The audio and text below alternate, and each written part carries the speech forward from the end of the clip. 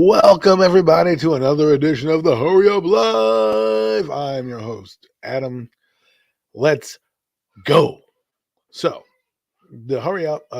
Free agency has been insane. Insane. I mean, it's so crazy. I don't even know how to define it. I'll just say it's nuts. Thanks, Logan, for being in the chat. I know it's early morning for some people, but I like to do the early morning shows.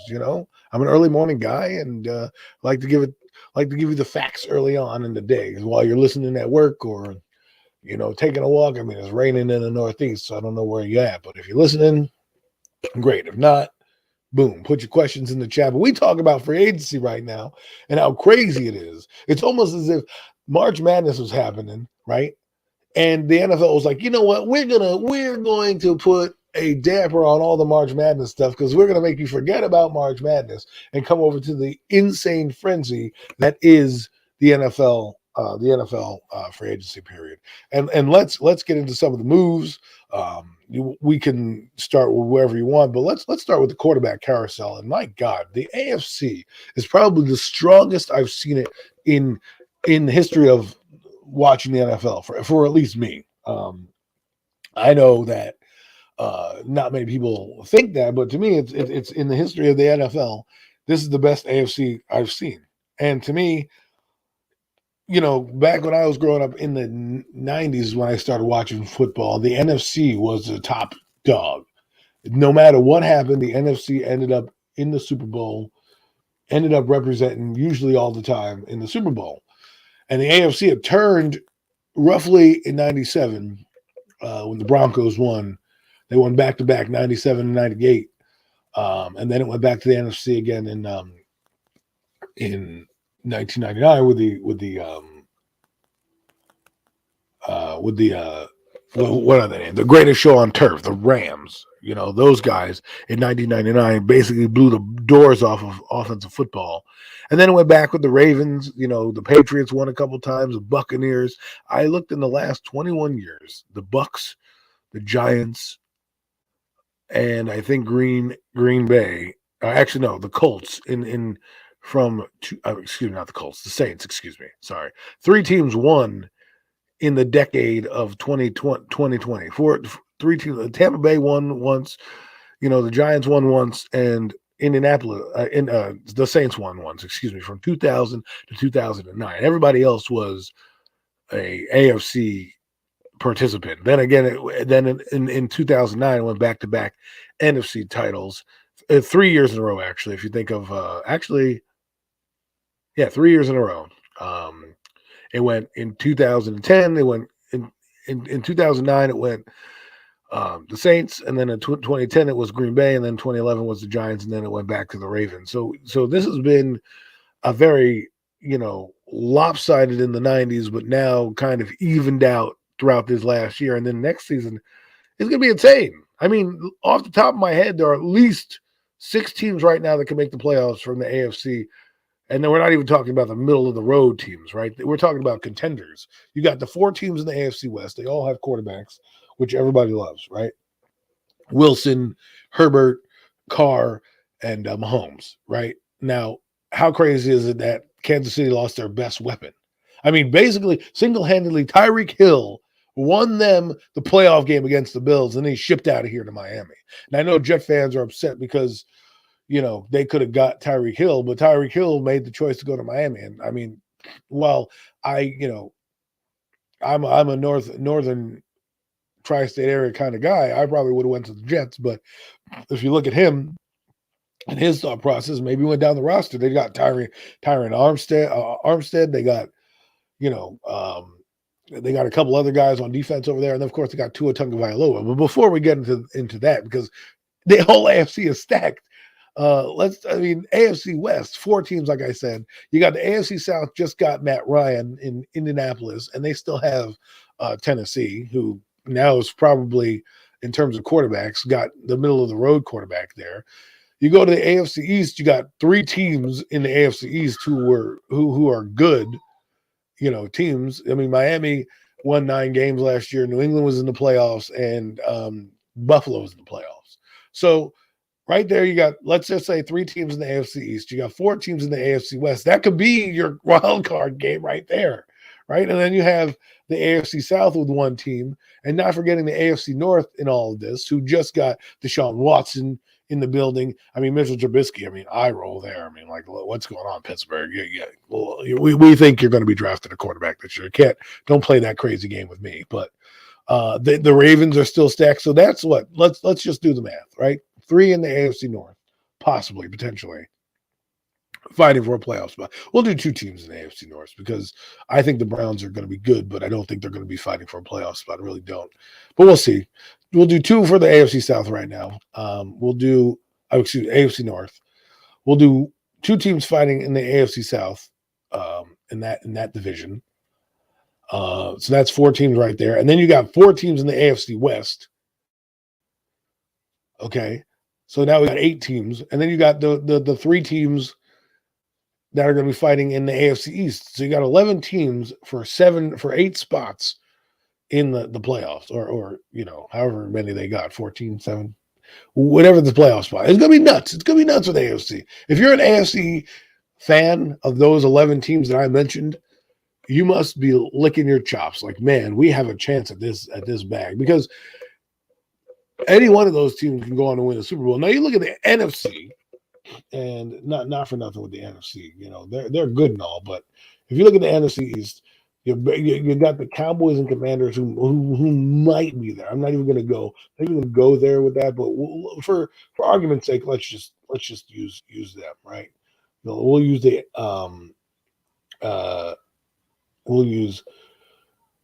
Cowboys and the Redskins, and even the Eagles were in the playoffs last year. So those 2 teams, so we'll try to throw them in, be fighting.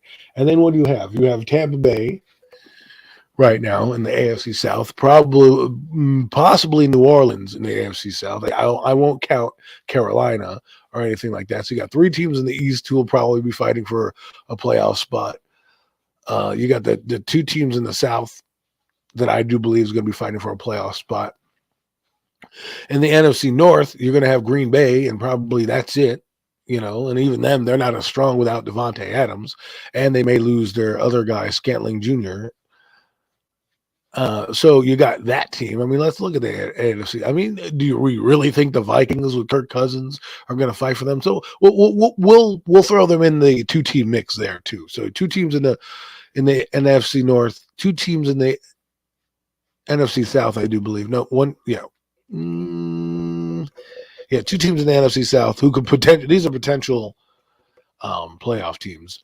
3 potential teams probably in the AFC, in the NFC, in the NFC East. So right now we're at 7 teams. So those 7 teams could possibly make the playoffs. And I haven't even gotten to the NFC West, which has the 49ers, the Rams, and Arizona Cardinals. Those 3 teams right there. So you got about 10 teams right there who are going to be fighting for spots.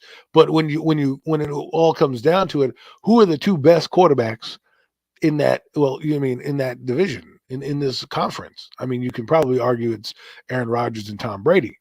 Tom Brady picked a good time to get out of the AFC. My God, didn't he pick a good time to get out of the AFC conference and come to the booty ass NFC conference? Because that's what's going to happen, folks, is you're going to see a lot of 9-7, 9-8, 10-7 teams fighting for the playoffs in the NFC, because I just don't think they're stocked. Hey, Raphael, how's it going, man? Thanks for tuning in right now. We're just having a morning chat sesh about the crazy season that's going to be coming up for us quite quickly, if you ask me.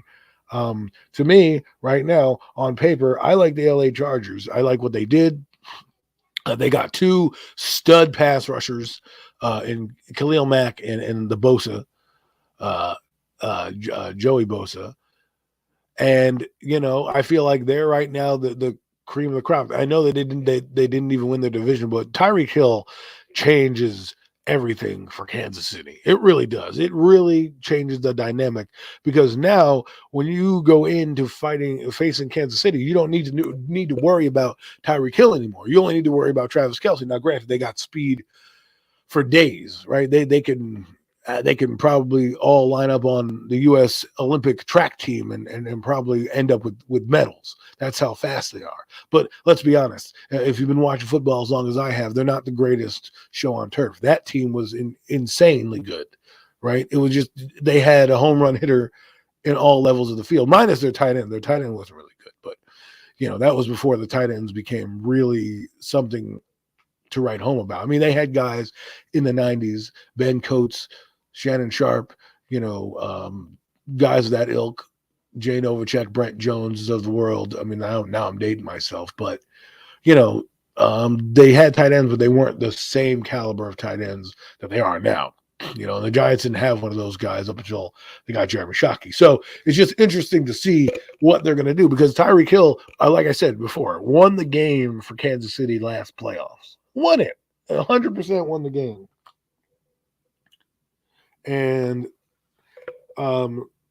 the Buffalo game, which is funny because everybody thought that, Kansas City was going to win, and then in marches Cincinnati, and they go to the Super Bowl. But let's stick with the AFC West for a little bit before we go to the AFC North, who I totally forgot about Cincinnati. So that boosted other teams. So that's like 12 teams that could be potentially in the playoffs. But we'll do division by division quickly.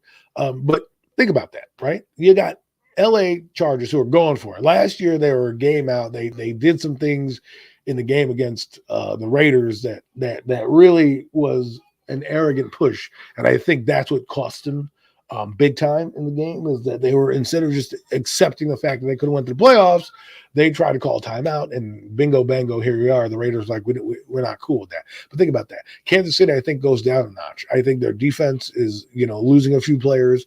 They don't have the Honey Badger anymore. He might be signing with somebody else or has signed with somebody else.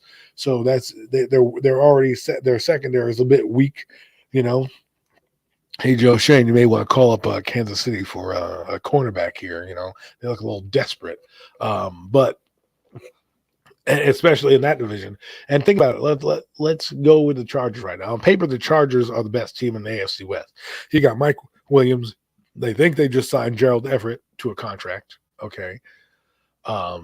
Which is crazy. They signed Gerald Everett to a contract. They got, Mike Williams, like I said. They have Austin Eckler. They have, Cam Akers. They have Keenan Allen. Why am I forgetting that guy? Who's probably the most underrated AFC receiver in the game right now. Is people don't realize how good Keenan Allen is. He's freaking dope. Dopage. Straight dope, man. Like, if I had to pick a team right now, he's one of the guys I pick.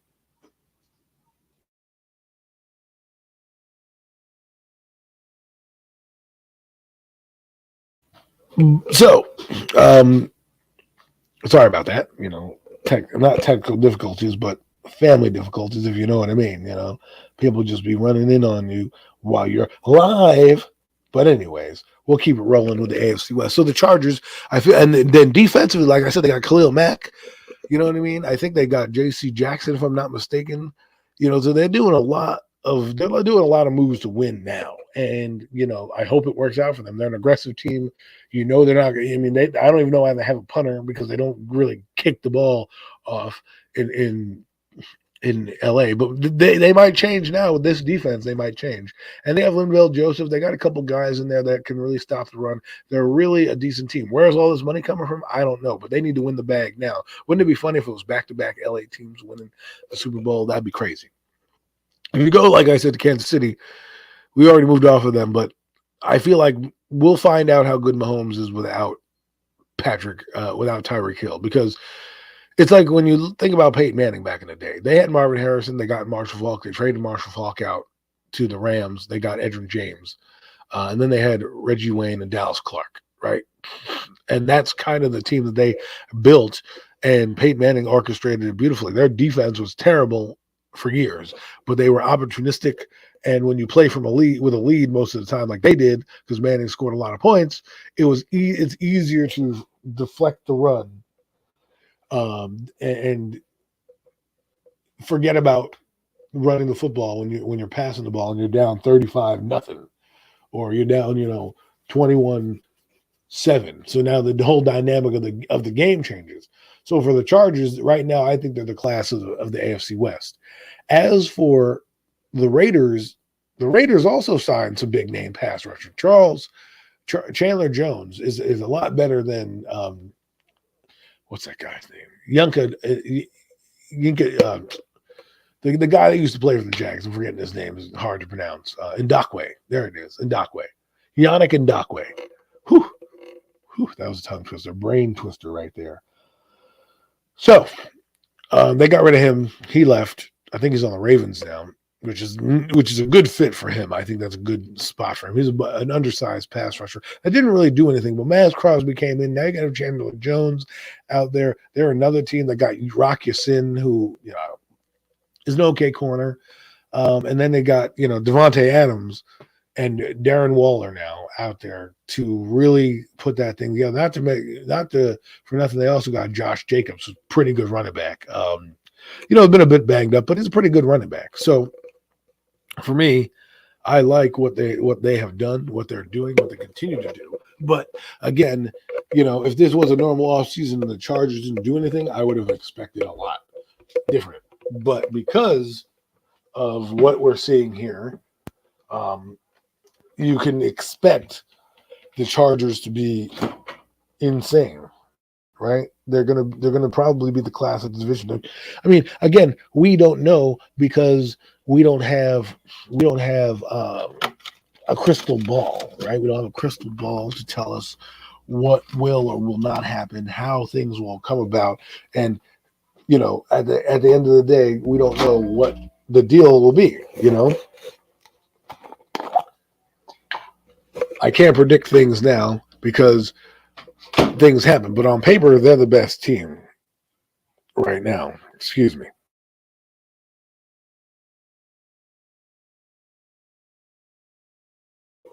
So with that being said, it's going to be fun times. How they say fast times at Ridgemont High. It's going to be fun times in the NFL. Fun times at the OK Corral in the Wild Wild West. Now you go to the last team in the AFC West, who we all thought was a quarterback away, and that's the Denver Broncos. The Denver Broncos just got Russell Wilson. They have a couple guys, Jerry Jeudy and I keep forgetting the other guy's name, the receiver. But they got rid of Noah Fant, so they're probably in the market for a tight end. I wouldn't have got rid of Noah Fant. I like Noah Fant a lot. I thought he was a top 10 tight end in most categories, but obviously he was not this year. And so, Logan's saying 17-0. Oh, Cortland Sutton. Thanks. See, you always come through, Logan, when I need the name. Cortland Sutton, people. That's the name. He's a solid player for the Denver Broncos. So they got two good receivers, possibly a stud in Jerry Jeudy, right? So you got Jerry Jeudy as your stud receiver. You're going to have Cortland Sutton to be your possession guy. You need a tight end. I don't think they re-upped Melvin Gordon, so you got that guy who you need too. A running back that they might need, right? And so here we are as a team in the AFC West. The weakest team is Denver, yet they have a quarterback and some skilled players, and the defense was solid last year. Now I know this, I think they'll be in the mix for a wild card spot. I really do. And I know people are like, well, Russell Wilson is a shell of himself and all that crap. Give me a break. Sutton is 6'5", 230. So they got Jerry Jeudy on one side, the speed demon, and they got Cortland Sutton, who is their big possession type runner. Oh, Mac the Giant fan, what's going on, my man? Always good to have you on listening on the show. I know a lot of you guys are at work or doing whatever the hell you're doing, but it's Thursday, and it's the day before Friday, which is great. So I thought I'd do a live podcast for you guys because, I'm not always around on shows and streams, and I'd like to get my thoughts out there for all the people in Twitter space, YouTube space, just to give you a second. Mac, if you're not up to date with what we're doing, we are definitely talking about the AFC West. One second.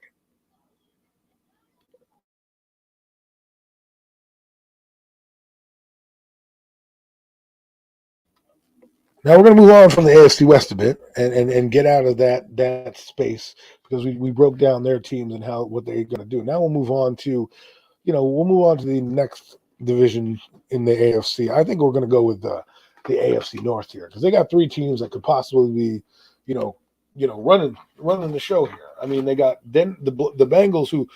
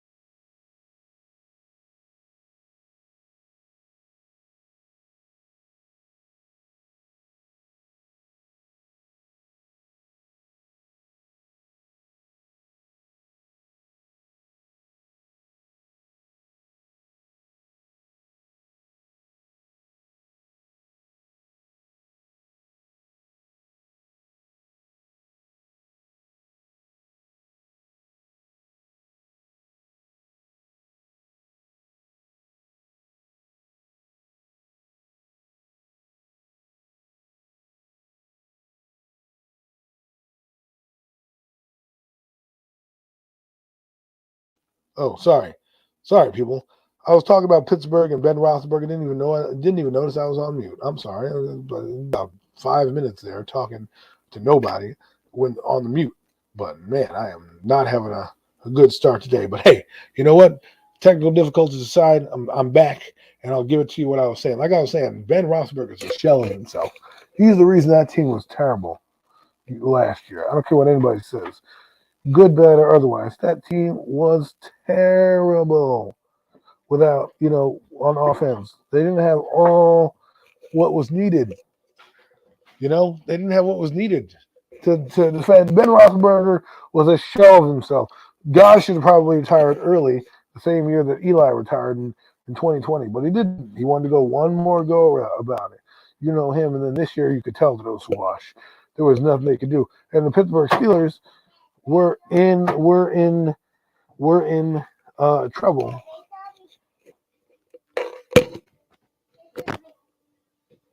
You know what I mean? So he was in trouble. You know what I'm saying? So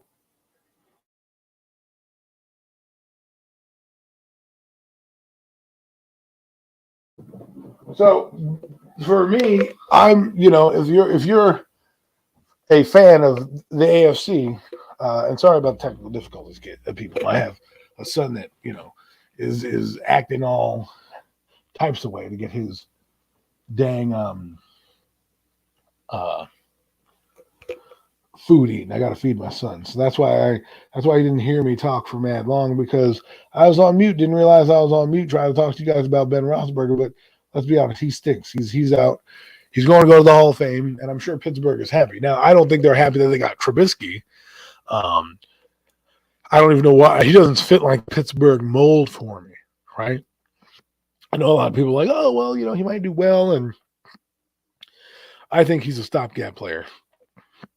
I think that if he decides that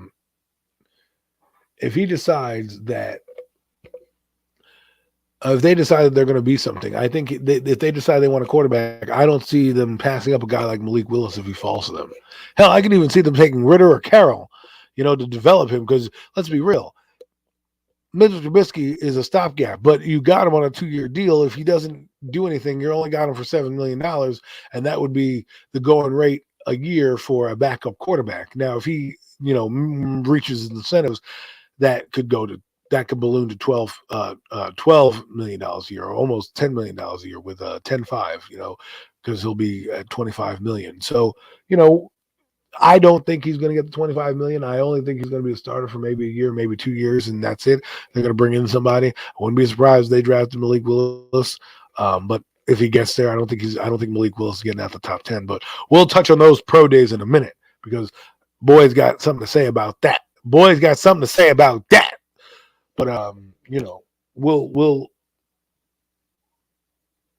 Logan's making his mock right now. That's great, Logan. Should be in school, but you're making a mock right now. But that's all right. But straight up, so the AFC North. Now let's get into the team that everyone's talking about. We went to the Bengals. We touched on them. They signed B.J. Hill, and they're getting pieces. AFC North. We got the Browns here, who now went from worst in the division to, I wouldn't say first in the division, but they're going to be a quagmire of talent, because you don't know what they're really going to do there. Deshaun Watson instantly upgrades them, but the problem with Deshaun Watson is he's broke the quarterback market in terms of getting paid. Guy hadn't played it down yet, and they're giving him all this money. That's how desperate the Browns are. And they better win. And I don't think they will, to be real with you, because there's too many teams stacked in the AFC West that are going to debunk them. As good as Deshaun Watson is, and they're probably going to be the same middling of the road team, 8 or 9 games.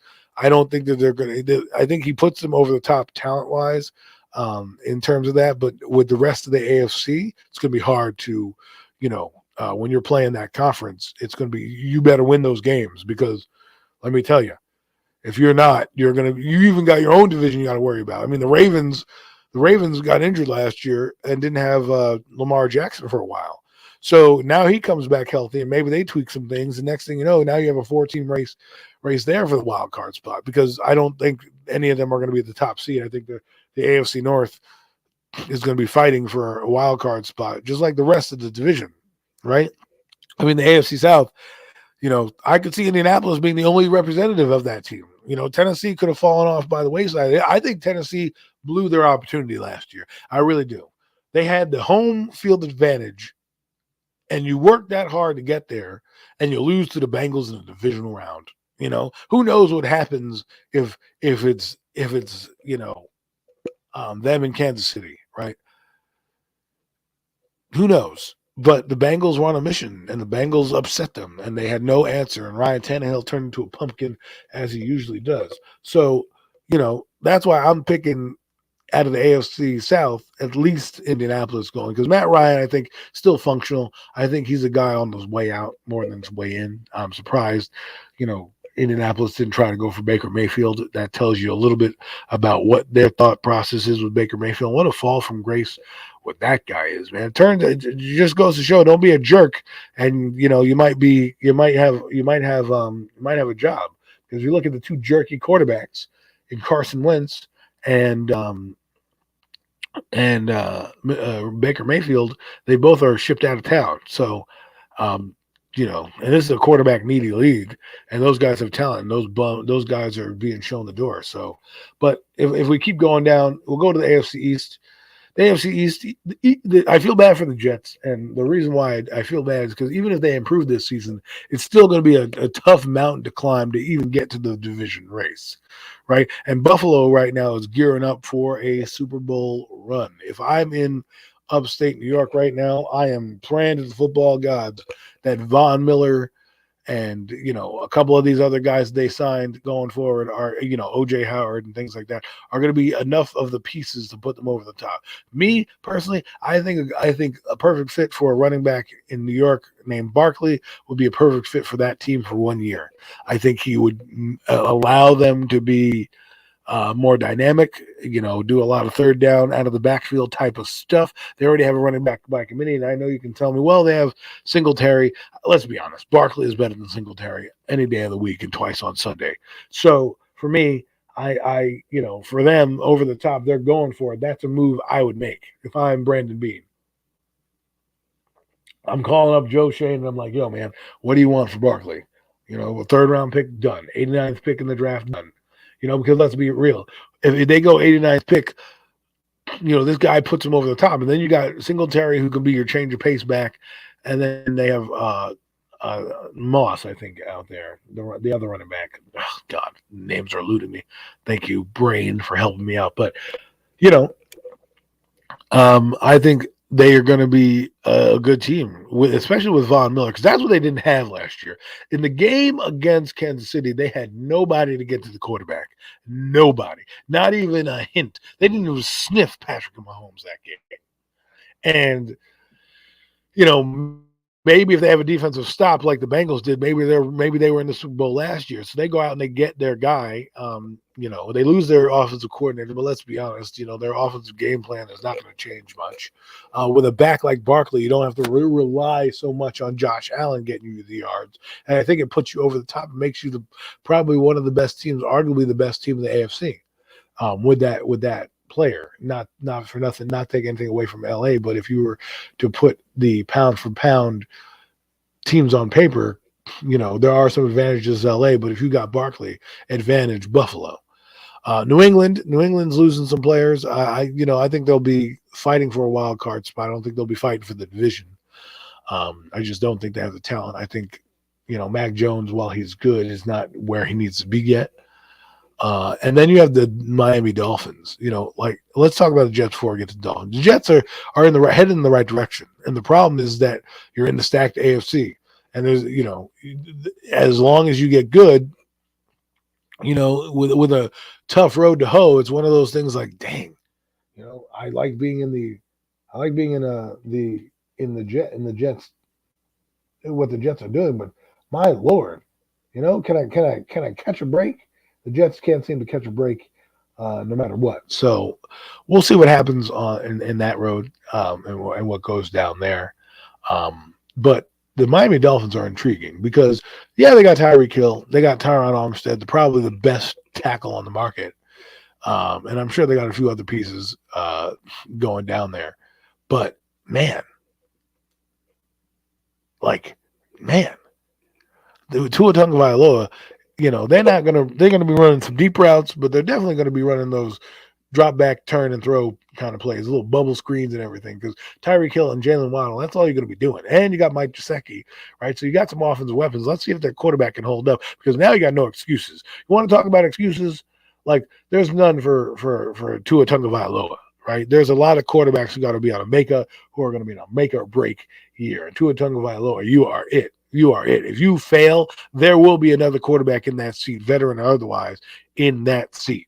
So get ready, because Miami, you need to be in it to win it this year. Injuries are going to happen to teams. Teams are going to fall by the wayside, but this is your chance. I don't think they're going to beat Buffalo, but, man, they are trying to build something. The AFC, again, like I said, is stacked. We talked about most of the teams on the AFC.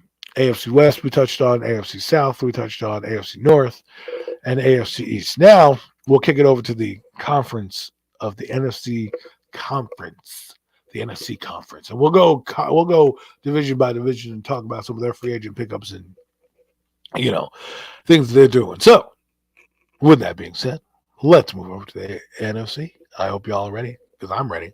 And thanks for listening out there, and hope you tune in. If you like what you hear, and subscribe. I know we've had a little technical difficulties, but I'm a father working at home trying to raise 2 kids. So if there's a pause or a delay or some quietness, it might be because my mic's on mute, because I'm trying to deal with crying, screaming children. So there's that. But the NFC, we'll start at the top with the NFC South. And the NFC South, I think, has two teams like we talked about going to be representing for a wild card and the divisional round. Like we know Tom Brady and that team's come back. They signed Chris Godwin. They extended Shaq Barrett. They got a couple other guys moving down there. They're probably going to get Gronkowski back. Leonard Fournette wants to come back now. They want to bring the band back for another run. And they kind of, I don't know if it was a Super Bowl hangover per se. I just think the LA Rams were the best team that year because they had Matthew Stafford. Remember they had Jared Goff the year prior. So Tampa Bay, it was all in their hands, and they let LA get into the game, and they roared back like they did against a lot of teams that they played. I think they did the same thing against the 49ers, a year prior. They beat the 49ers won there, but a year prior it looked like they did the same thing, and they came back and it was Green Bay. It felt like the Green Bay game all over again, except this time, Tampa Bay was on the losing end as opposed to be winning. Remember, they went out to a crazy lead against Green Bay in that playoff game the year they won the Super Bowl, and Green Bay had no answer for them, and they came back, but they lost via field goal. Same thing basically happened with Tampa against LA. Now, I think they're going to be the cream of the crop this year. It's going to be Tampa Bay and Green Bay, but we're talking about the division. So the Saints, they signed Jameis Winston. That gives them a puncher's chance to be in the playoffs in the weak NFC this year. I think it does. Last year they were, like I said, 9-8. And they missed the playoffs or 7-9, something like that. They were in the playoff hunt, but didn't quite make the playoffs. You know how that goes. So here we are, and we're still making those assumptions and those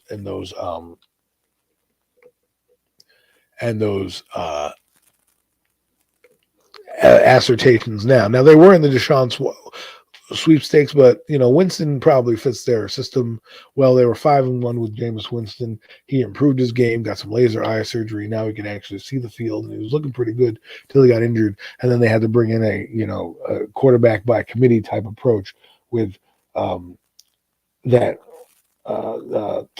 Taysom Hill guy and Trevor Siemian. Talk about a quarterback conundrum. I mean, hell, they didn't have Mike Glennon though. That's for sure. But they have a good defense. I'm sure they'll get better in the draft, being they didn't have to give up draft picks, so they can fill in whatever holes they need, whether that's on the defensive end or probably on the offensive end. They're probably going to be looking for a tackle. So I wouldn't be surprised if they trade up, and try to get into the tackle sweepstakes this year. So don't be surprised if they call up the Giants at 7 to try to get Charles Cross or something like that. That could be a trade partner right there, now that the quarterbacks aren't 100%, but we'll get into them in a minute. So let's kind of speed this up. We'll go through Carolina.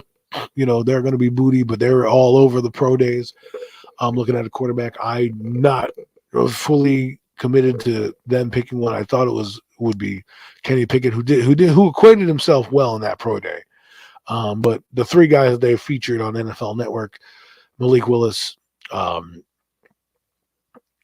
Carroll, and Pickett, they all showed out.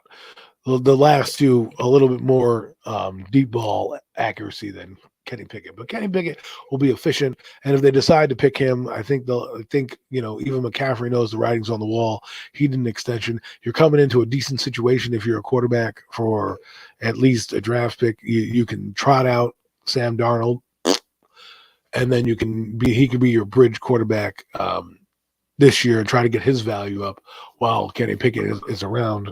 So let's see how that will work out for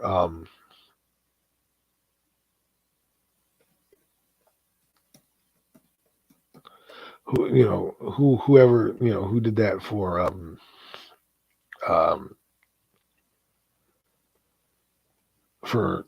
Matt Rule. Matt Rule is going to be a guy who is basically in a conundrum because he has to figure out something. If he gets a quarterback,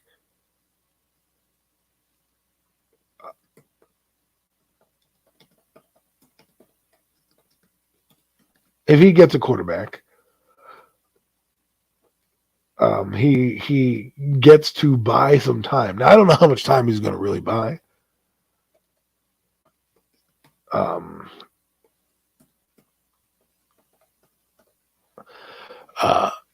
I don't really know what time they have to buy, right? I don't know exactly what if Kenny Pickett buys him time, right? Or Malik Willis, depending on who it is. If those two guys get past the Texans, it's going to be hard for them to pass up.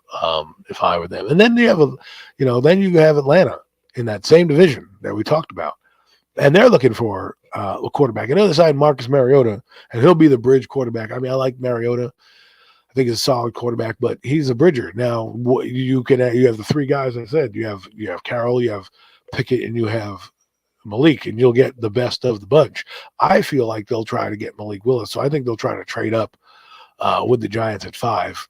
And that's who I think is going to be a trade partner with the Giants at 5. Is they're going to trade up for Malik Willis to go to Atlanta, and whether you think Carolina is taking a quarterback, you want to be the guy or the team to kind of beat them out, right? You can't just hope that they're not going to take Malik Willis, because what if they pivot and say, yeah, we like Malik Willis better, and that's the guy you want? You go get the guy that you want.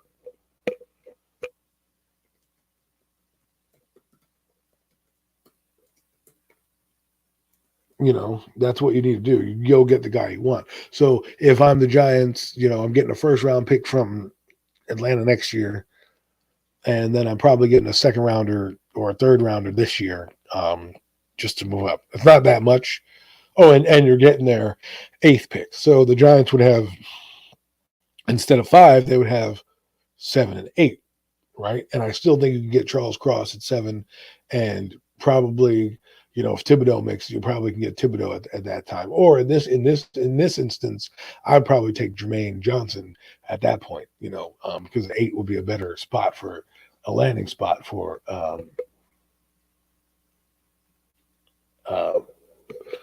a better landing spot for that at 8. I think, that would be a great scenario. Logan has a stronger arm than Tua Tagovailoa. So, there's that. So, I mean, that's the team. If there's a team to watch to get a quarterback, it would probably be them. And it depends on if you like Malik Willis. This is going to be a flavor of the month type of quarterback situation. When you can move up, I don't think Malik Willis will go to Detroit. I know they like him, but and it wouldn't surprise me if he went to Detroit. I could see them taking him and saying, "Hey, listen, we got our quarterback. This guy's going to bring fans in the seats. Like, he's going to be electric." But they're going to stink next year. So do you want the cream of the crop? And let me put something out there right now. You don't know what's going to happen next year. You want to be in the race next year, and you hope that the guy that you're looking to draft is in the draft next year. But let's be honest, you can't do that and live to tell about it, because those are the type of things that cost coaches jobs. Is that you're sitting there saying, you're like, oh well. We'll wait till next year, which you can, which is fine. But at the end of the day, you need to be ready, because you don't know who's going to be there. So, like I said, Carolina's probably looking for a quarterback. Atlanta's probably looking for a quarterback. Seattle, again, there we go, another team looking for a quarterback, right? And those teams right now are the cream of the crop teams for a quarterback. Sorry about the sound, people. That's not good. So there we go. Sorry about that. Stupid internet, always messing shit up. But let's look at the top 10, 11, 15 or so picks, right? Damn, Philadelphia got a lot. But I think if you're going to see a quarterback, I think 6, 8, and 9 are where the quarterbacks are going to go if you want one right there. Then after that, I think you're looking at probably 18 in New Orleans, Pittsburgh at 20, but again, they have bridge quarterbacks. Possibly Green Bay as a backups destination. You can get a Malik Willis there if you want to. But the rest of the league, I think pretty much those are the three teams that are going to need a quarterback urgently. I can see the Commanders trying to get one, but in that 6 to 8 range, I mean, even the Giants could pick a quarterback if they fall in love with one, but I don't think at 5 and 7, I think you're looking, if they're going to get a quarterback, it'll be in either next year's draft or they'll draft one at high at 36 if like a Carroll slips to them, or Desmond Ritter. I think don't be alarmed if Desmond Ritter is sitting there for the Giants at 36 and they inquire about him. But the second round also could be a big landing spot for quarterbacks, especially Detroit. Detroit has 34. Who knows what will happen? They have 2 picks, 32nd and 34.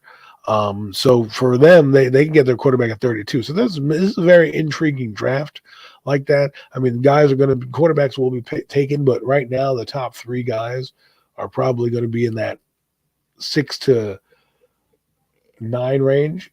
That's why I feel they'll probably get the best. And if anybody wants a developmental guy, it'll be Washington or Minnesota, who I think, or possibly Houston, even them at 13, if they decide they want to get back in the quarterback race. I think they like Davis Mills, but we'll see what happens there. But that's the NFC South. Let's go to the NFC North. Green Bay, Minnesota, Chicago, and Detroit. I think Chicago is in rebuild mode. They're full steam ahead with Justin Fields.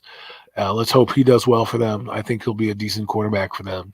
It's funny because you haven't heard much about them in terms of their quarterback, but and this is where the giant conundrum is. If they pass on all these quarterbacks and they do well, they better hope that they get a quarterback next year, because I don't know if Daniel Jones is going to be here, and financially it doesn't make sense to keep him in any regard, even with the franchise tag. And you're definitely going to not want to pay him high quarterback money. You're going to want to pay him that Jameis Winston money, but will he want to take, $14 million a year? I don't think he'll want to. I think he'll say, and Jameis Winston was the first overall pick. So, I mean, if anything, he's had a better career. So there's nothing that, Jones can do there. So anyways, I think Green Bay is the cream of the crop here. They're not going to have much fight for the division. I think it'll be more in the playoffs. This is where they're going to see most of their issues. So we'll see what happens there. I don't think they're going to win much. I think Detroit is prime position. Unfortunately, they're not in prime position to pick a quarterback, but they got a lot of draft picks and a lot of draft capital. So I could see them doing a lot of things, getting Desmond Ritter. I wouldn't be surprised if 4 quarterbacks go in the first round. I definitely feel 3 are going to go, especially with these pro days. But again, we'll get to that in a second. But Detroit's going to probably be bad again, but this is a chance where they can build and get a lot of guys in that they want to help, offensive line help, defensive help, and then when the guy comes in next year, they'll be ready to go. Minnesota is a tricky team here because they just extended their quarterback, who nobody really likes, Kirk Cousins. He's a crap show, but they extended him. Let's see what they can do with a new coaching staff. Logan agrees with me. He thinks that Ritter goes to the Lions 32. It depends on Carroll or Ritter. If Carroll's there, he could go. If Ritter's there, he could go. Carson Strong's another name I've been hearing about. Wouldn't be surprised if he's drafted at some point.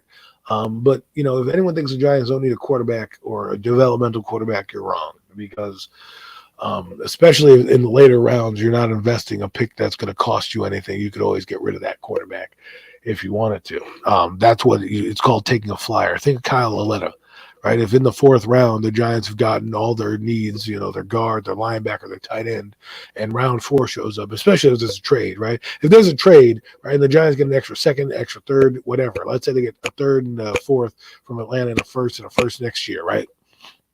Or one of these teams. Well, at that point, now you can take a flyer on a guy in the 3rd round, because you have the 4th round, you can trade up. And there's so many more things you could do once you get more picks, and I think the Giants need to do that. So, moving right along, that's the NFC North. Nothing really much to talk about there. NFC West, this is where it gets interesting, because you got the 49ers, who are in a conundrum. They don't know what to do with Jimmy Garoppolo. I would have gotten rid of that guy last year. Jimmy G's a bum. Yeah, I can see that. Or the kid from Logan says, I think the Giants take Skylar Thompson at 77, QB from Washington. I could also see them taking the kid from North Dakota State, who threw for over 5,000 yards this year. Yeah, QB in the draft. He threw for 48,000 yards. I think his name wasn't Trey Lance. It was somebody this year. I think it was him or something. I might be wrong. It might be the guy that you know that Logan's talking about now. Excuse me. Excuse me. I'm dying over here. Let me get some water.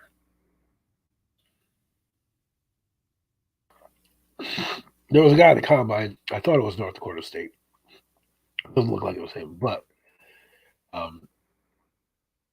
definitely wasn't him. Peter Anderson, what a name. But we'll see. We'll see what happens. There's a lot of guys that are going to be there. The crop that threw at Sam. Like I can see the Giants drafting Sam Howell. If he's there. He's a decent quarterback you can bring in. Now, I know people are going to be like, why would you take quarterback? Because none of these guys are guaranteed to be here next year. And right now, they have one quarterback on the roster for next year, 2023. That's it. One. Now, you want guys you can develop here. The whole point about a rebuild is to bring in guys to help rebuild. But we'll get to the Giants. Let's continue down this road, right? So, AFC West. You have Kyler Murray and that team. He wants a new contract. They gave up Christian Kirk, who was their big play threat. We'll see what happens when they do in the draft. I know they're trying to get up Andy Isabella. And they just signed Max Williams back. So we'll see what happens with them. I think the 49ers are stuck in a conundrum, like I said, with Jimmy Garoppolo. Probably going to end up bringing him back, to be honest with you. I don't know. I mean, I think it tells you about what they think about Trey Lance, but that's just me. I think Trey Lance would have helped them win that football game last year. If he was any type of ready, I would have put him in the playoff game because he gives that dynamic that Jimmy G just couldn't do and, played right into the Rams' hands, right? Because he couldn't run around. He couldn't do anything. So they couldn't put a spy on him. So that spy takes a lot of guys away from that particular player. So that could have changed the dynamic of it. But, and you have the LA Rams in that division who won the Super Bowl. We can't forget it. We tend to forget about the LA Rams because they're just a ho-hum squad, but they won the Super Bowl. They're looking to repeat. And, the 49ers got to do something to catch up with those guys. Now, they hung with them last year, which is good. But at the end of the day, let's be real. LA Rams are a class above everybody else right now with Matthew Stafford, who probably cemented his Hall of Fame legacy with a win as the quarterback. Very Brett Favre-ish, we'll see what happens. And in Seattle, I feel bad for her. That's why I think they're going to take a quarterback because let's be honest, they're not believing Drew Lock. Drew Lock was a throw-in to have as a starter, but he's not going to be the main go-ahead. Like I said, there's quarterbacks that you can develop in this league. I wouldn't be surprised if they take one. But why wouldn't they want to take a Malik Willis? Why wouldn't they want to take a Carroll? Get a guy in here because Seattle is a team I could see bouncing back quickly and finding their footing. Now, will they? I don't know. Again, that's why we play the games because we have no idea who's going to be number one. Number one this year, number one team this year, Jaguars could be number 6 or 7 next year. It could be a different team. Who knows? And if you want to get a quarterback in the top 5 next year, teams aren't going to move out. Unless it's a team that is like the 49ers or something like that let's say LA has a weird season and the Rams are in the top 10 or something like that. A team like that will give you a quarterback, right? Let you trade out. But you're going to give them a boatload of picks if you're outside the top 10. So it behooves the Giants to be crappy and be in that top 3, top 4 of the draft next year. Now, I'm not saying you want to tank, but that's why I'm saying get rid of all your cards. Here we are. Let's move on to the next division. We've already done the AFC West. We've done the NFC North, and we've done the NFC South. Now here comes the division that we all know and love, so near and dear to our hearts, the NFC East. Now, the NFC East has a bunch of 500 teams. in there. The Cowboys, the Redskins, and the Philadelphia Eagles. Did I say the Redskins? Yeah, I'm going to call them the Redskins because Commanders is a dumb name. The dumbest name I've ever heard in my life. You had all these names to pick, and you picked the Commanders? My God. I could have I find better names on the back of cereal boxes than I do on this guy. You could have called them the Washington Riboflavins, and you probably would have had a better name than that. And if you're looking at what riboflavin is, go look on the back of a cereal box. You'll find out what riboflavin is. But you could have named them that, and they probably had a better name. Even Logan's got a good name, the Washington Trash Cans. More like the Washington Pukes. Okay, but I digress. So let's get into them. The Cowboys, they lost Randy Gregory. They signed Michael Gallup, who I happen to like, and they got rid of Amari Cooper. They got Dalton Schultz back. They have C.D. Lamb. They still have Elliott and Pollock. They're going to be okay. They lost Lyle Collins. I think that's going to hurt their offensive line. So I think that's what's going to hurt them. Dak Prescott is an up and down quarterback. 1 minute you think he's the next best thing, and then he'll go silent for a few games, and then in the biggest game of the year, he doesn't show up. I've come around to know that Dak is a starting quarterback, but he hasn't won much in Dallas. Let's be real. And I know Dallas Cowboy fans are enamored with him, but I'm like, and right now he's at Tony Romo status. And if you like Tony Romo, well, then you probably like Dak Prescott. But then let's move over to the Commanders, or the trash cans, I like to call them. You got a quarterback that's been recycled how many times right now? Philadelphia shipped him off.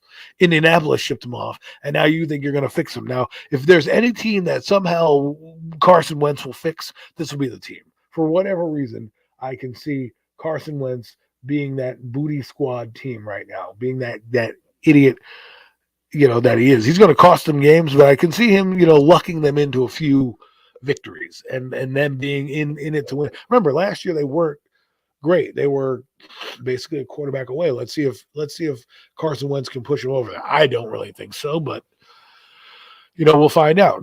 That's one of their biggest moves. We'll find out what they're going to do in the draft. It kind of helps their draft because now they can keep enhancing their already somewhat decent team. Maybe they go for a safety if Kyle Hamilton falls to them. I could see them drafting him. And then this brings us to the Philadelphia Eagles, who are on the Jalen Hurts bandwagon. They got 3 picks in the first round. 3 picks in the first. Philadelphia always seems to find a way to get picks, man. They don't have any cap space, then they sign the most productive players. Oh, they don't got anything. They got 2 back-to-back picks, 15 and 16, and then not to mention their pick, which is they only got 2 picks? I thought they had 3 picks in the first round. Philadelphia, no, they do. They also have 19 as well. So 15, 16, and 19, they'll probably shore up their offensive line, probably get another playmaker at receiver. They'll probably take the kid out of Alabama. They got two Bama receivers out there, and then they'll probably, who knows, take a defensive player of some sort, and they'll be a thorn in our side next year. It's always Philadelphia. We picked them to go 4, and I knew it last year. I used to tell people, like, I picked Philadelphia to go 4, but they always find a way to do something and win. And that's just been their MO. That's just been who they are. You count them out, and they always win. Logan thinks they're going to take a bum-ass receiver, but yeah, Logan, they may take this may be the year they finally don't take that bum. The Art Siegel-Whiteside of the world won't be there. The Raegers of the world won't be the pick this year. They'll actually get a receiver who might be. I'm worried they're going to either take the kid from Alabama or they'll take Chris Olave, and then we'll have those 2 friggin' jerks to worry about, Devontae Smith and Olave. If Olave's on the other end of that pass, that Rager, the Giants are 3 and 15 as opposed to, 3 and 14 as opposed to 4 and 13, because I think Olave makes that catch in the back of the end zone. And now for the moment we've all been waiting for, the New York Football Giants. Here we are. Jalen Rager's our hero. Great. He got us 1 draft pick lower than we need to be. Great. Give me a break, Jalen Rager. But the New York Football Giants have done a ton this offseason. The GM has really done what everyone's asked for. They got a special teams return man in Robert Foster. Doesn't mean he's going to be the return man. He's got speed. Makes Darius Slayton expendable. He's got Gano, who will be probably your swing tackle right now. He's your right tackle until they get somebody new. But he can at least be a swing tackle, and you can go a jumbo set. Offensively, I think the Giants have gotten better. The only place they haven't got better at is quarterback, and this has been the topic of discussion for a lot of years. I think the Giants are going to have a bad year, as do many of the beat reporters and some fan bases. Some fan bases are optimistic. Some of the fan base is optimistic. Some of them are like, oh, well, the Giants are either winning or bad. I'm like, yo, you got to look at the thing with a broad scope, okay? And that is, what's up, Super Taj? How you doing, man? Thanks for listening in. We're getting into the NFC East here, talking about the Giants right now. Took us a while to be there. Logan thinks Tyrod Taylor is going to start. I wouldn't be surprised Tyrod Taylor starts at some point this season. I don't know if it'll be game one. Remember, everyone's talking about how good Daniel Jones is. He's in the weight room and blah, blah, blah. Let me break it down for you. The only reason Daniel Jones is in the friggin' weight room right now is because he's a rehabbed quarterback. And when you rehab, you have to go to the facility so the doctors can check you out. So he's there every day to get rehab done on his neck. So how come he's not like Zach Wilson in Carolina or Miami throwing with his quarterbacks? Because he's not been cleared to do so. And if you think the Giants are like, yeah, go ahead, go throw, at Duke University or something like that and pull your neck or some dumb shit, he does that. He's hurting himself. So if he's dumb enough to do that and gets hurt, fine. But that's why he ain't throwing. That's why, oh my God, he's at the facility. Give me a break. He's at the facility because he's injured. You know who's else at the facility? Sterling freaking Shepard. Why? Because rehab players need to do that. If you ended up on IR, that's what happened. You know what I mean? I'm just saying. And Logan's right. Just because you work hard doesn't mean you're an elite quarterback just because you do that. My point is, and this is my biggest point, this is my biggest point. Just because you're in a facility working hard doesn't mean it's going to translate on the field. A.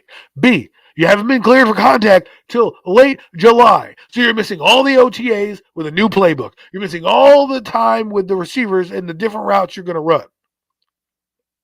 And if you think that's not going to affect him, because guess what, people? He probably ain't playing in the preseason games.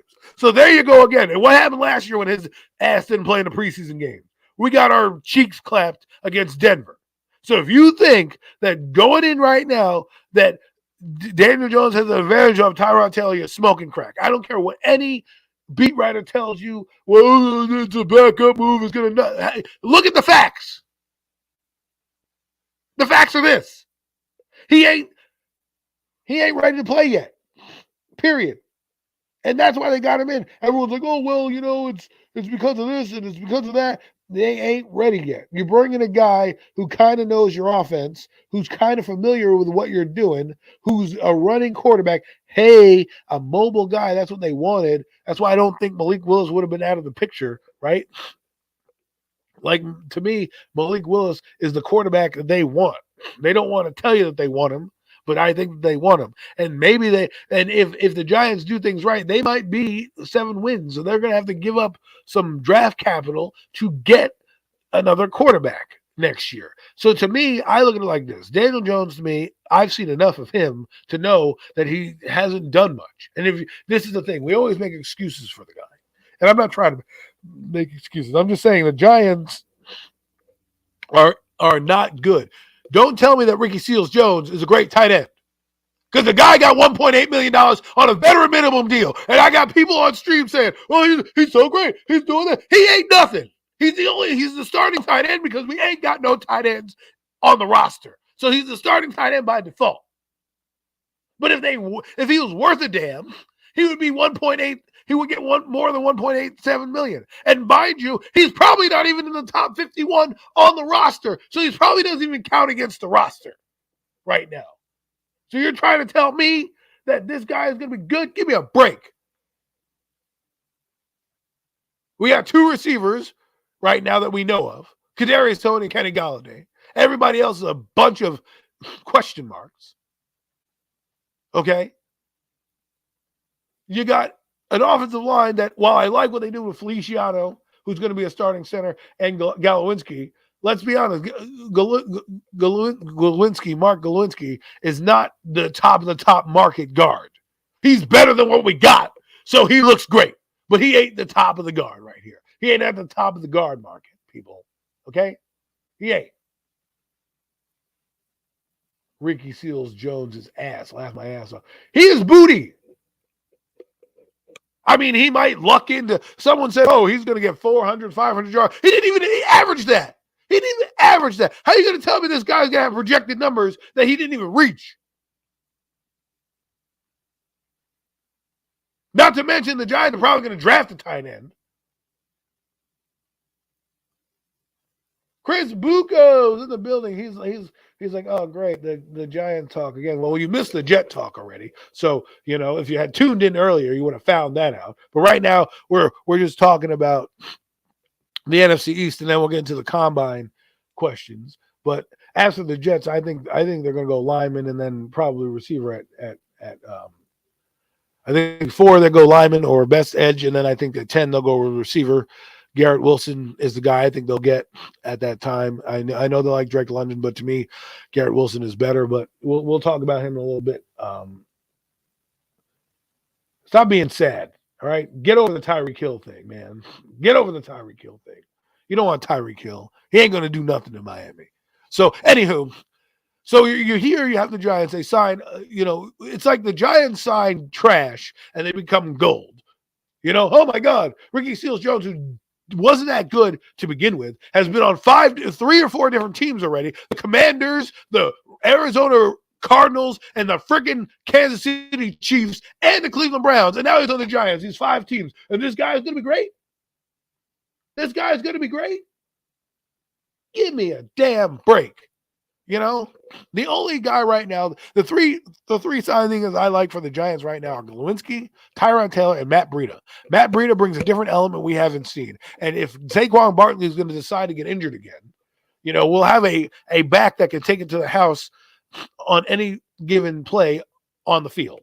And that's why I think he's a great hey, Miz is in the building. Finally, you guys wake up from your stupor. Let's go, guys. You should have been in the building a while ago. We're talking about NFC East, and we're on the Giants right now. It's as if you heard I said Giants and you flocked to the stream. But Breida is a decent backup. Decent backup. Listen, he ain't going to no Hall of Fame, and he got a veteran minimum, which tells you all you got to do. It's like you go to the Dollar Tree and you find a mop, and you're like, man, I haven't had a mop in a while. Yeah, let me buy this Dollar Tree mop. And then you go there, and it, after 3 months, it breaks, and you go back to the Dollar Tree and get another friggin' mop because it's cheap. That's what the Giants are doing. They're going to the dollar store, the thrift store, wherever you can find, and they are they're doing that. I am in the NFC East. We are moving to the NFC East. We are doing that. Yeah, the Jets should move to the NFC East. They'll have a better shot at making the playoffs, or the NFC conference in general. But I digress. The point is like we're sitting here making these picks. Now, don't get me wrong. I like the nose tackle that they got. They needed a nose tackle. I would have moved Dexter Lawrence, but everyone's like, he's going to be a starter. He's going to change the – man, he played 35% of the snaps, and he's a 2-down player. Now, if you're going to tell me that he's functional and going to collapse the pocket, that's a different story. That's a different story. I think he's going to do that. But we're sitting here talking as if this guy is the second coming of Gilbert Brown or, Fosa, Cortez Kennedy or some big D tackle like that. Or Sam Adams, for the Ravens back in the day, Tony Saragusa. The list goes on and on. This guy is a guy who played in Wink Martindale's system. Don't get me wrong, Logan, I like Justin Ellis, but people make him out to be like this huge guy. I think he's going to be functional for the defense. He's going to fight with he's going to be like, what Danny Shelton was supposed to be? That's what Justin Ellis is going to be. All the expectations you have for Danny Shelton, that's who's going to be with Justin Ellis. He's going to be what Danny Shelton wasn't. He's going to be a pocket collapser, a guy that helps Leonard Williams. This move is a Leonard Williams move. This is a Leonard Williams move here. This is a guy that can take up double teams and help Leonard Williams get one-on-one so he can have more sacks this year. Okay? And then if you bring in a decent edge rusher on the outside, because they're going to have an edge rusher by committee, minus is the guy they bring in. Now, if they do lineman and Sauce Gardner, it'll be a running back it'll be an edge by committee. If they bring in an edge like a Jermaine Johnson or Kayvon Thibodeau or something like that, then you'll have him be the starter. Everyone's like, Jihad Ward, another bum. Okay, I like Jihad Ward and what he does, but let's be real. Okay, let's be real. His best place is inside of D tackle where he can move inside. He's going to play 3-4 defensive end. He sets the edge for you. He's going to allow people to do certain things.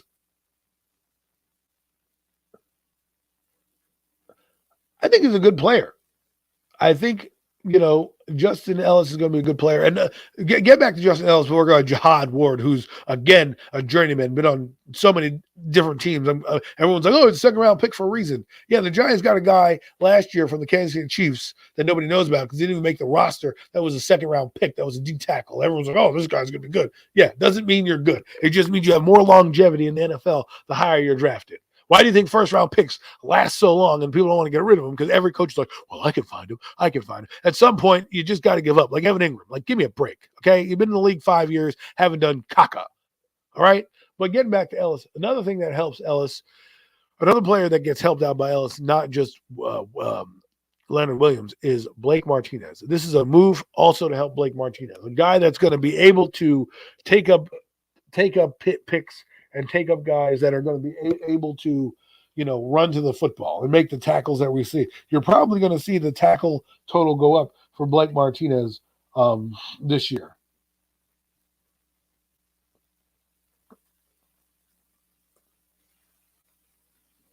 And that to me is what I want to see if he's healthy and if he makes it back. I think the Giants have signed a couple of defensive ends, and I think on defense, Jihad Ward is not worth talking about. But we'll get into him. He's an edge rusher. He has 2 sacks last year. He's going to bring some energy. I think both these guys bring energy to the defense. You know how Jabril Peppers used to bring energy. That's what they're going to bring. They're stopgap players for now until you can find somebody better. I think Ellis, you might see him go further than next year because they don't have anybody past this year on the roster to play nose tackle. And with Dexter Lawrence, his cap hit's going to go up. I think this is a great move because I think I would move Dexter Lawrence to nose. Jihad Ward would move into Dexter Lawrence's position. And then you would have Leonard Williams, Dexter Lawrence, Justin Ellis, and Jihad Ward as your D-line. And then, behind them, they would have Ojulari and I guess let's just say Jermaine Johnson there. How do I think Quincy Roche will do? Not that great. I mean, maybe 4 sacks this year. I like him. I think he's still developing. We'll see how he comes through in the offseason program. But a lot of people think, I like Quincy Roche. I really do. I don't think he precludes you from drafting a Kayvon Thibodeau or even a Brandon Muffley in the second round or a Cameron Thomas in the second round or something like that. But he's a good rotational piece to have. He sets the edge well. He was decent at Miami. He was very good at Temple, actually. Very good. He had like 11 sacks at Temple. So he was really, really good player there. I like him a lot. We'll see. I like Ellison Smith. I want to see what he could do. A lot of people are sleeping on that guy. But he was coached by Bryce Pop, the linebacker for the Bills back in the day in Green Bay. So he has some NFL coaching. That's good. He has a year under his belt. He got into the NFL game, got into the NFL weight room. So I like him too. I like all the edge rushers on the Giants right now. Right now, the big 3 are Ellison Smith, Azeez Ojulari, and Quincy Roche. I don't even know why O'Shane Ximines is still on this damn ball club. He must have nude photos of Joe Shane or something like that. I like Raymond Johnson a lot on our squad. I think he'll make the team, but it doesn't make sense to me on why, Azeez Shane Zimenez here. But anyways, getting through some of these other picks. These are a lot of these bargain basement guys you're going to still see with the Giants. Like, don't think the offseason is over, because guess what? The back end of the roster is going to change from now until July. They're going to bring in undrafted free agents, 1-year players, guys who are veterans who, are looking to stick. Look at Bernard McKinney, Jalen Smith. I don't know why those guys haven't been hired, but we'll see. The Giants are running out of money, and they're going to need to eventually get rid of James Bradberry. At this point, I would have just restructured James Bradberry. I know he got restructured many times, but you might as well just keep him. I heard the rumor that they're willing to even take some of that $13 million and eat it. So, and to another team, that's how desperate they become.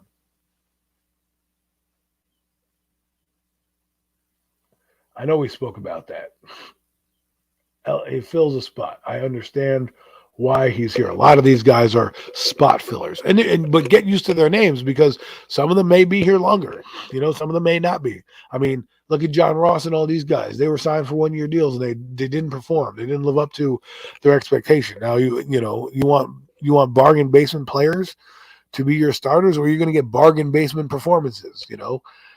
You need playmakers on defense. You need playmakers on offense. And this team is a rebuild. Don't believe what they tell you when they're trying to win. If they luck into 7 wins, great. If they don't, that was planned. Okay? That was planned. I don't think Bradbury is cooked. He's a good corner. He started off slow. They didn't utilize him right. When you're playing 20 yards off a receiver, of course you're going to look bad when all they're doing is turning around.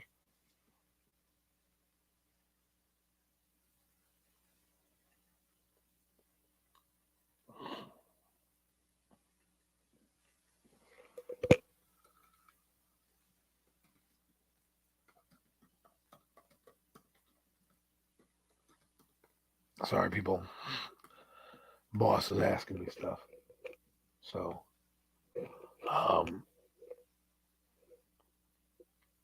but anyways, so, we'll see how that goes with that. But to me, I just don't get the hype about booty players. Every booty player we get is like the next Hall of Famer. Oh, this guy's gonna be great. No, he's you can be excited, but what do you want? What else do you need? Like, these guys are not the greatest players in the world, and that's what we're gonna get. And they're fillers. They're spot fillers.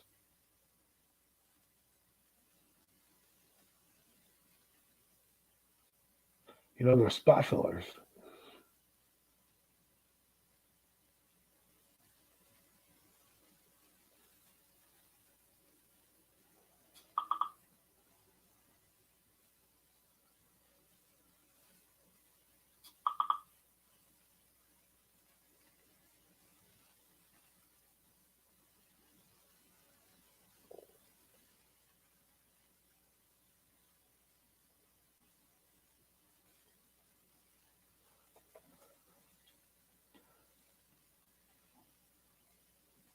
So, anyways, that's basically the Giants in a nutshell. Is don't believe the hype. Don't believe all the trash that's coming out their mouth, because guess what?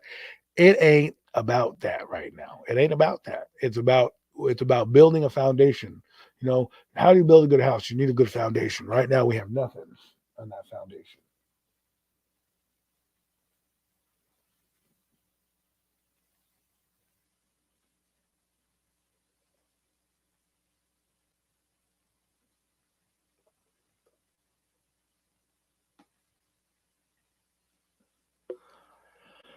And so here we are. Here we are, and this is what we are doing with this team, right? So, I'm excited for the draft. Everyone should be excited for the draft. Let's quickly, before I go, let's get into the quarterbacks and their pro days. The 3 guys that we saw yesterday or this week were Pickett, Willis, and Carroll. I think all guys deserve to be in the first round. I think they all have qualities and traits that will be good. You can tell me that they're not, but I don't believe a damn word about that. These guys have great qualities. Carroll was zipping the ball all over the field last week. Wasn't a horrible pro day. Didn't do anything to, you know, um, hurt himself. Actually, probably raised the stock. Malik Willis definitely raised the stock, and Kenny Pickett as well raised their stock. Those guys are those two are definitely going in the first round. Carroll will probably be as well. Ritter's throwing right now at his pro day, and what this does and what people need to know is he wants to know. Logan wants to know who I think they take at 5.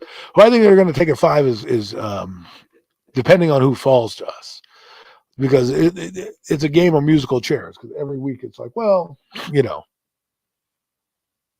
um, this guy's going to fall to us. That guy's going to fall to us. I'll tell you the positions I think they're going to take. To be honest with you, I think they're going to take. I think they're going to take.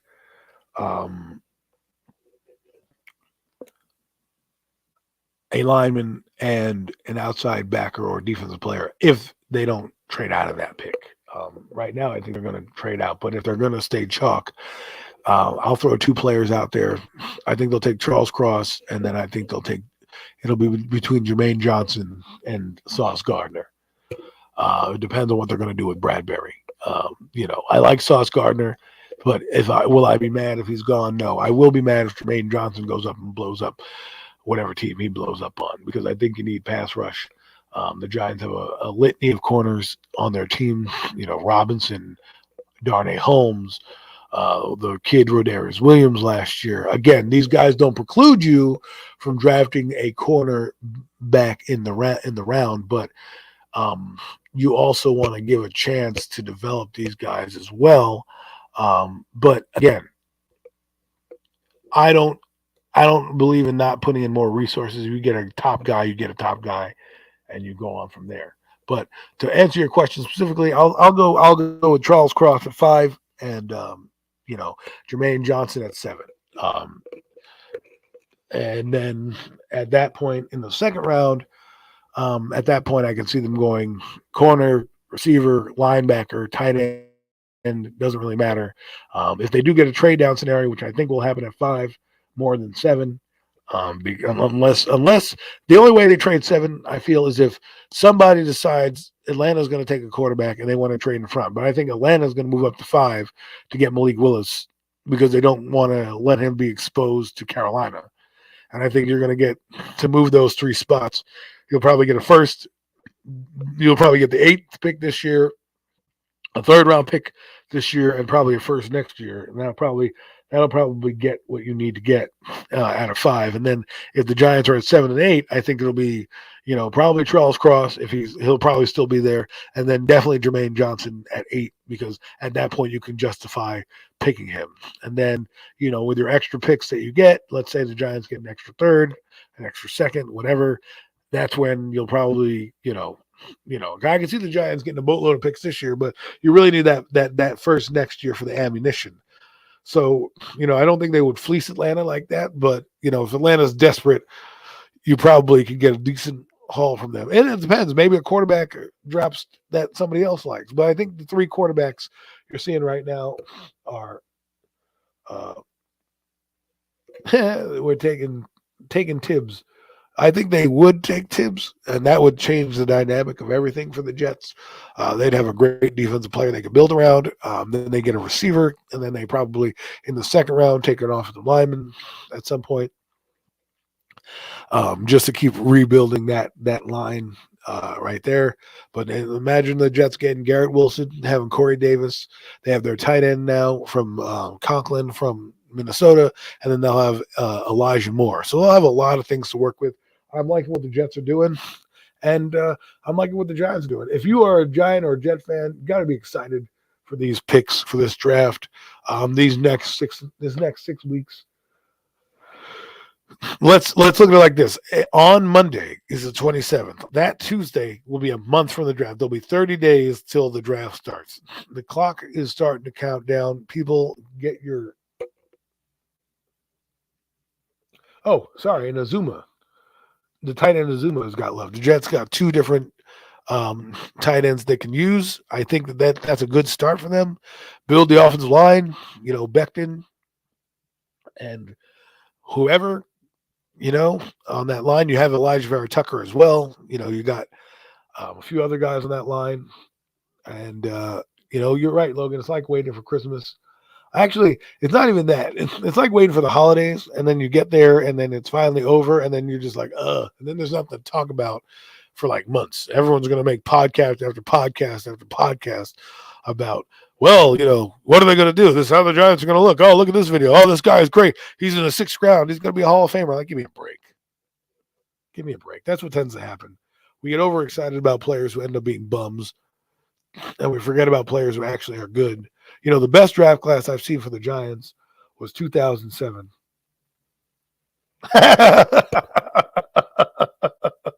This is great. Logan says it's like Christmas, and then he goes, Buko goes, then it's like opening presents and getting hand-me-downs.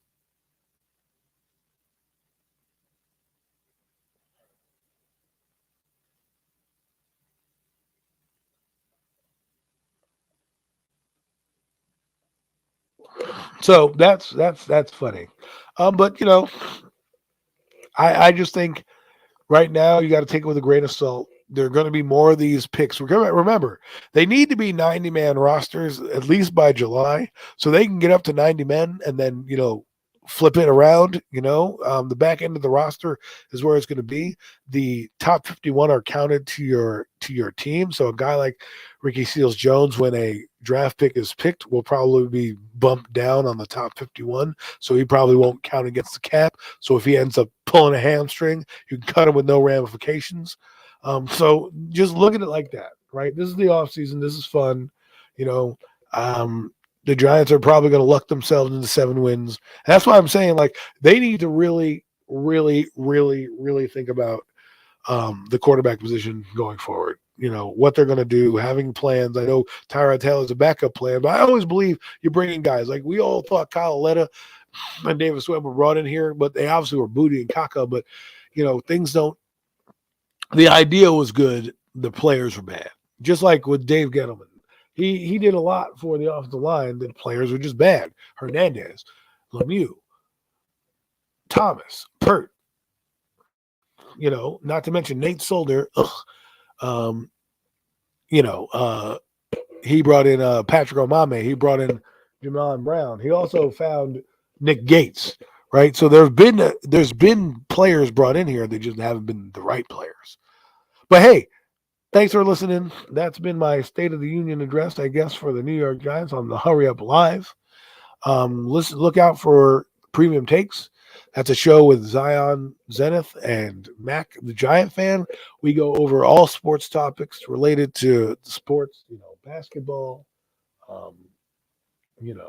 basketball, football, wrestling. We do it all on Premium Takes. And here on the Hurry Up, we don't just talk about the Giants. We talk about a broad scope of teams because this is the NFL, and everyone, while I love the Giants, you got to keep it real, homies and homegirls,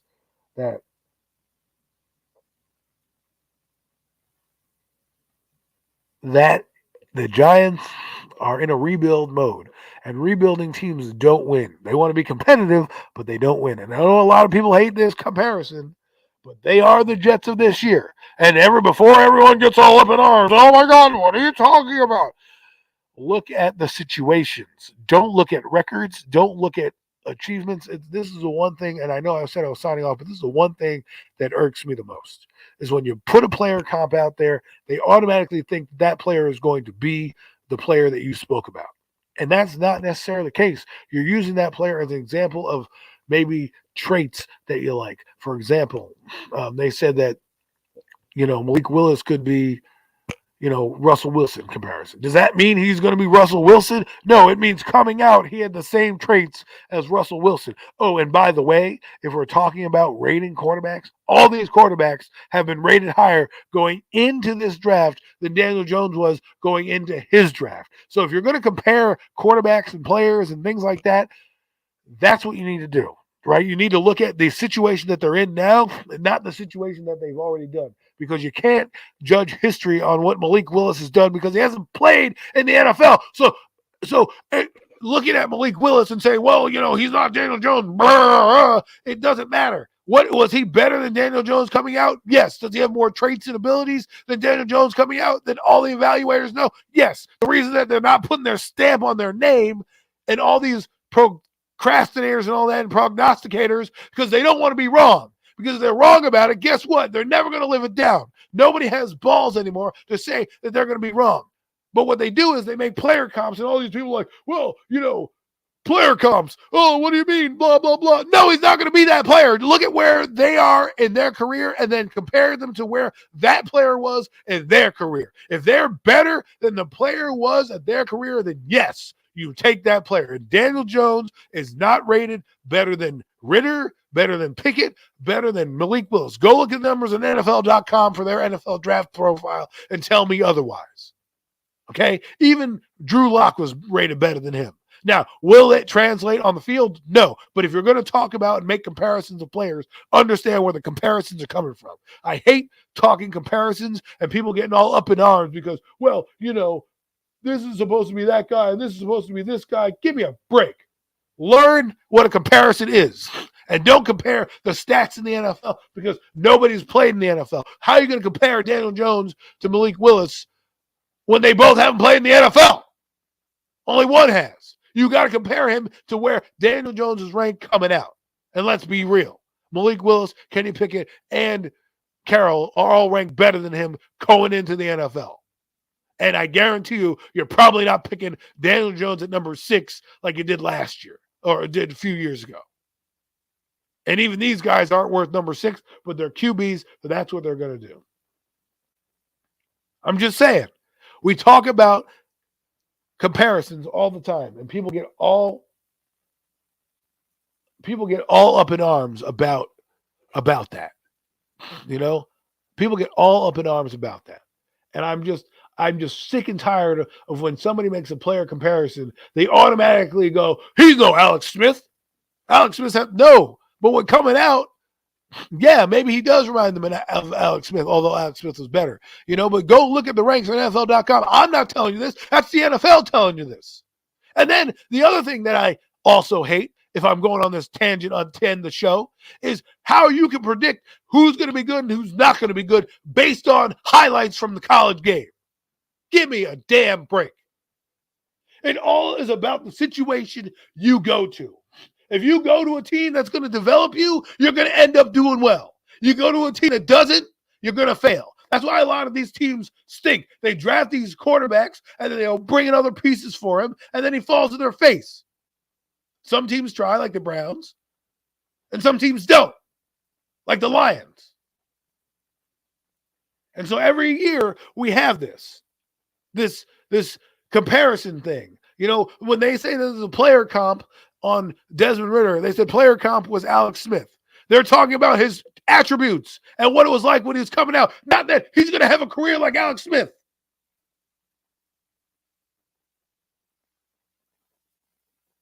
It just gets on my damn nerves that we sit here all the time arguing about this. And then then the argument becomes, well, he's going to be this, he's going to be that. No. Daniel Jones had 3 comps coming out. They said he could be as good as Matt Ryan, he could end up like Alex Smith, or his floor was Ryan Tannehill. And I would take Tannehill right now over Daniel Jones. But that's what they said was coming out. And those attributes are attributed to what they think he is going to look like. Not the career that they project, because nobody knows what is going to happen to these guys. You play a violent game, not a physical game. You play a violent game. Knees get blown out, hamstrings get taken out, people get taken out.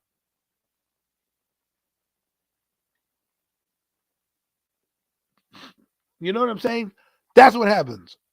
People don't understand it. Now, if you want to talk about Daniel Jones and Tyrod Taylor, that's a different story. They both have NFL backgrounds. You're allowed to do that. You can't do it when you're talking about these prospects. All you can do is compare them to where the NFL and their draft rankings allow you to do. You can't just be like, well, this guy is Daniel Jones is better than this guy. Why? Why is Daniel Jones right now? He's better than this guy in the NFL, but coming out, he wasn't. Malik Willis had 40 touchdowns last year, both running and passing. Daniel Jones didn't even sniff 40 touchdowns in a college season. Kenny Pickett threw for over 5,000 yards and was third in the Heisman voting. Where was Daniel Jones on that?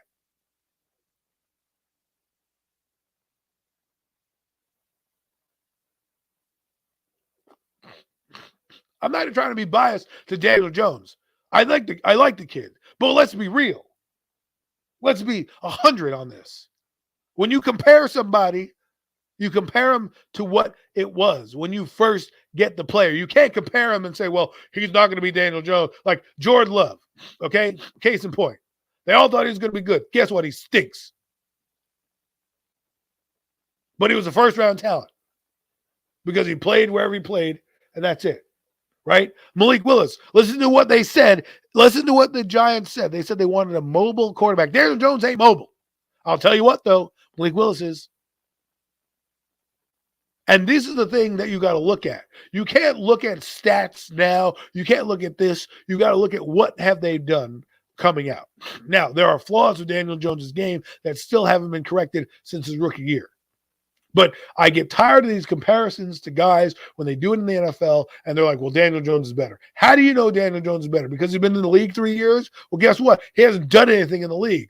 What you got to do, and I can do an exercise next week for you if you'd like. I did it on Premium Takes. I can do it again here. As a matter of fact, let me do it here. Malik Willis coming out.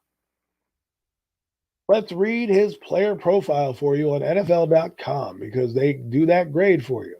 And then we'll put up Daniel Jones' number, right? NFL Malik Willis draft combine profile, right? And they give you what their rankings are online. They tell you what the number is. A 6.5 or something like that is like he needs to start in a few years, right?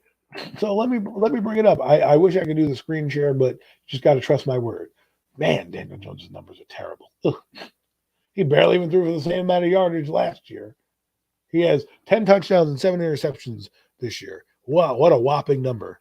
You know, last year at 11-10, and he was 2,943 yards last year, 2,428 yards. He's a pedestrian quarterback. But I digress. Let's go to his draft profile so you can see, so you can understand what I'm talking about.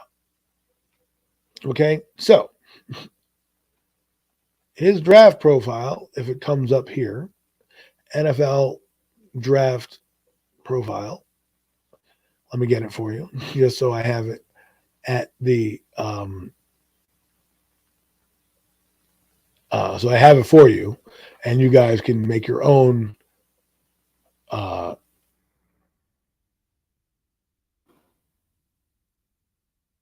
You guys can make your own assessments. Okay, NFL Daniel Jones draft combine prospect, and we're comparing to Malik Willis right now. So I know I was going to end on the show, but I went on a tangent. His rating coming out, Daniel Jones, man, what a picture about it. It looks soft. His prospect grade was a 6.3. 6.3. Okay, 6.3. Malik Willis draft grade is a 6.14. So, who's the better prospect? Who's the better prospect? Because I know Giant fans tend to forget how to do mathematics because of Joe Judge, right? They were trying to tell you that 4-13 was progress. But for all those mathematicians out there, 6.14 is a lot better than 6.3. And just to give you an idea of what those rankings are, they are given to you as a grade key. At the bottom of the draft profile, they give you a grade key, right? So if you have a 6.7 to a 6.9, you are a year one starter. If you got a 6.5 to a 6.6, you're a boomer bust potential. 6.4 to 6.49 will become a good starter within 2 years. 6.3, which Daniel Jones is, will eventually be a plus starter. I don't even know what that means. Probably average quarterback, right? A plus starter.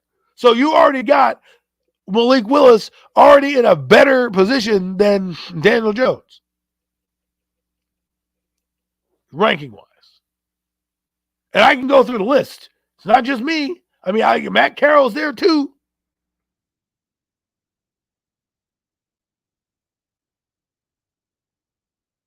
You know, Matt Corral's there. Oh, let's get him up for you.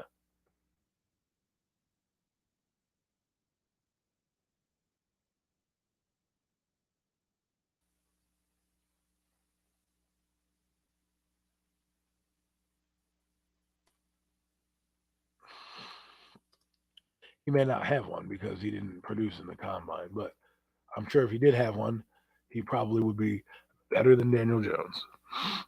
You know, he probably would be. Let's just do somebody who actually went to the combine.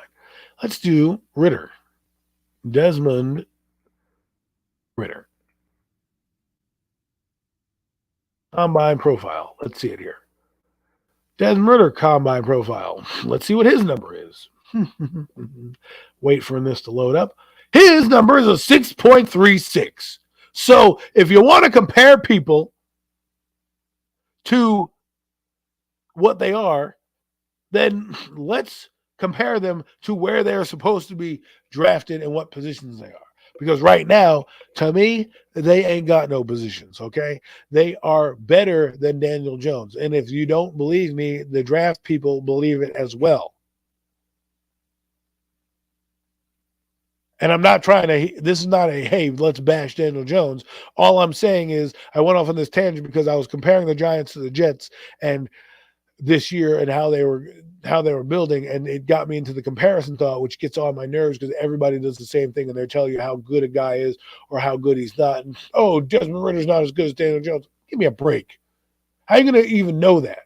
You won't know that for 3 years. And by then, Daniel Jones is going to be 6 years in the league, and who knows what he's going to be.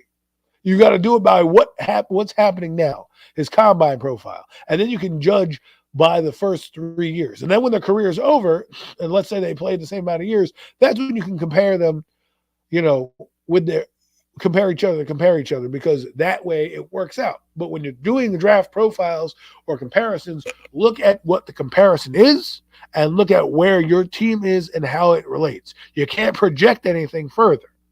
So I'm getting off my soapbox because a lot of people have gotten on my nerves about that. And I wanted to get that off my chest because it's been bothering me for days. You know, the same argument can be made about all these quarterbacks coming out next year. You have no idea who's going to be good next year. And everyone who tells you that they know a guy is going to be good, yeah, right. Okay. Even the experts get it wrong. And they get paid a lot more money than somebody sitting on a couch doing a YouTube video. I don't care how much you got, unless you're in there scouting and you have the scouting mechanisms to do what it needs to be done, you don't know how good they're going to be. Again, we talk about this. Teams are built differently. Philosophies are built differently. Quarterbacks are built for different systems. But if anybody tells you that Malik Willis is not as good as Daniel Jones, you say, well, he may not be as good as Daniel Jones in the NFL right now, but he's definitely better than Daniel Jones coming into the NFL. And that's a fact. Go look at the numbers. 6.36 for Desmond Ritter, 6.41 for Malik Willis is better than 6.30 for Daniel Jones as a combine prospect. And that's how you can compare them. That's it. Now, Malik Willis, again, comes in 3 years and lights it up. Then you can say, well, his first 3 years were better than Daniel Jones. Okay? That's it. Like Joe Burrow coming out was a can't miss prospect. But hey, look at Herbert. They didn't think he was going to be good either. But he drafted him. Even Kyler Murray was a 6.8 coming out. And even Drew Lock was better ranking coming into the thing than Daniel Jones. Shows you how much they thought of Daniel Jones. So if you have a guy and you deem him better fit for your system than Daniel Jones is, you take him. You don't worry about Daniel Jones being your bridge quarterback or giving him a chance. You can't put feelings. You know, if you get Desmond Ridder, I wouldn't mind Desmond Ridder at 36 either, because he fits what the Giants are going to do, what they did in Buffalo. A guy that can run 4.5 speed, you know, can take it to the house on any given play, has solid accuracy and mechanics. You know, he went 13-0 or 13-1 in his playoffs, right? He was a solid starter for 4 years. I mean, he has basically the same write-up as Daniel Jones. And let's look at their player comps. Let's look at their player comps, because I think they even have player comps in here. Some people do. Player NFL comparison. Here's the analysis by Lance Zierlein. Take it or leave it, if you like him or not. He projected Daniel Jones to go in rounds 1 or 2 as a draft projection, and his NFL comparison was Ryan Tannehill. Now, does that mean he's going to have Ryan Tannehill's career? No! It means he has the traits of Ryan Tannehill, who was also 6'5" and 200-something pounds. Desmond Ridder, 6'3", 211 pounds. Lance Zierlein's NFL comparison to him is Alex Smith. He has no projection for him because, again, he doesn't want to be right or wrong here. But his comparison is Alex Smith. Let's see if he has one for Malik Willis. He has two, actually, for Malik Willis. He has a Jay Cutler type arm, which is a cannon, and Jalen Hurst build and play style. So you're getting Jalen Hurst with a cannon. Better version of Jalen Hurst. To me, he's more Russell Wilson than Jalen Hurst, but that's just me. So if that is the case, and I'm not saying you go by draft profile or draft grades, all I'm saying is when you compare somebody, you got to compare them correctly. And to finish my point up with the Giants, they are now the Jets. You're looking for them to be competitive, be in games, and show you that they have some growth. If they can do that, they're on the right track. And then next year, you can go get a quarterback that you desire and want. But hey, this has been the Hurry Up. I hope you enjoyed it, the Hurry Up Live. Now I'm really closing out the show. But thanks for hanging with me for about 2 hours. We'll try to do a live session next week, depending on how much news comes in. But again, Premium Takes is usually on Sundays. Look out for that. We talk about everything there. And the Hurry Up, look out for my stand-ups, which are my blurbs, my news blurbs. And now the Hurry Up Live is also in the arsenal. Thanks for watching, people. Love you all. Peace.